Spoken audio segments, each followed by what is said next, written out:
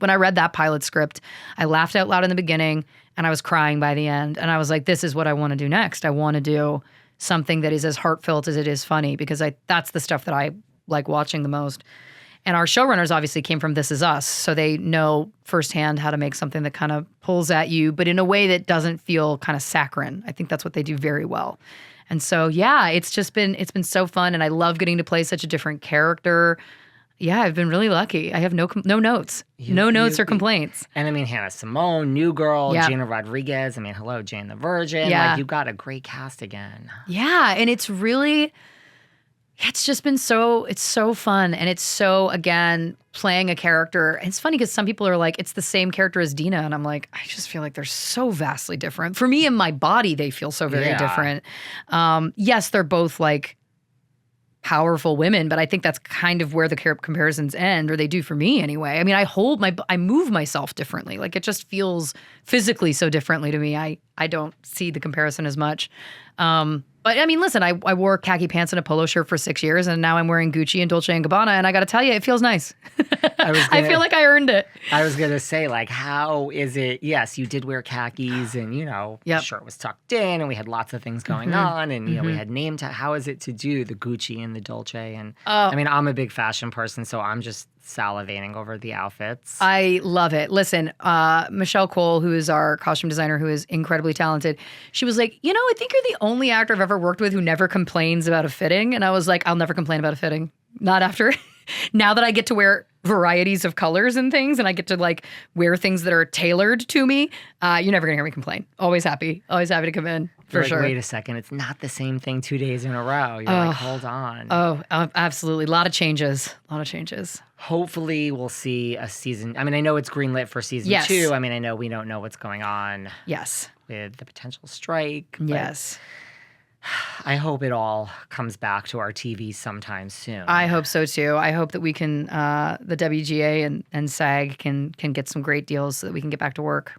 You might have a very busy second half of 2023 if you do write all these other songs and you do put out an EP. There's going to be gigs. You're going to be running from like the studio to more Peppermint Club gigs. Oh, that's the hope. Back and forth all day. That's the hope. I mean, listen, yeah, it's so fun. It's, again, I feel alive. I feel alive in a way and I haven't in a long time. So it's great. I mean, is that because I saw on your Instagram that I think you posted like where you were driving and you saw the billboard or like the thing on the side and it was your, it was your song. I mean, is this like a, like rebirth, like when you first started your career and first started yourself on TV? Is it like, oh my God, that's me? Or the song is, you're hearing the song. Is it like that type of innocence? It really is. And, I think a big part of it, because I've been, I've developed I've been in development deals. I'm a writer as well. I've written screenplays, which I've shopped around. I've written a lot over the years, and it's so hard. It's so hard to get something made. It's so hard to like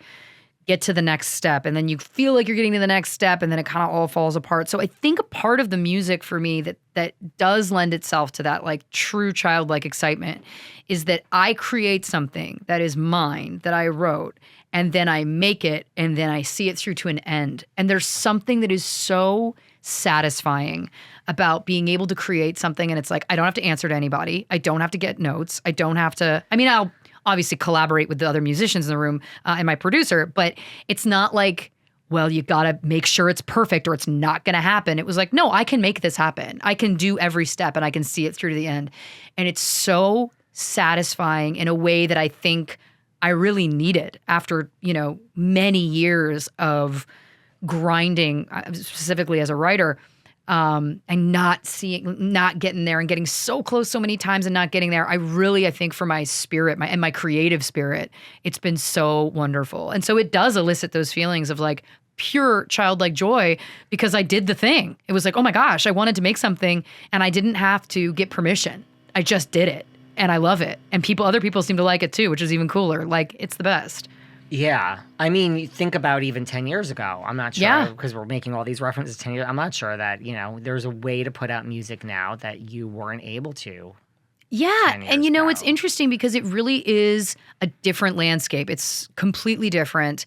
But what I've learned is that, there's space for a lot now. And you can, I said to the guys, I was like, I want to, like, let's put out one. Let's see how it does. Let's see, like, is there, and then I was like, oh, like, this is actually doing pretty well. And I got into the Billboard charts for my first release in the first week. So yeah, I think we can keep going. I think maybe we should, I would have kept, and I said to them, I want to keep going either way for me, for whatever.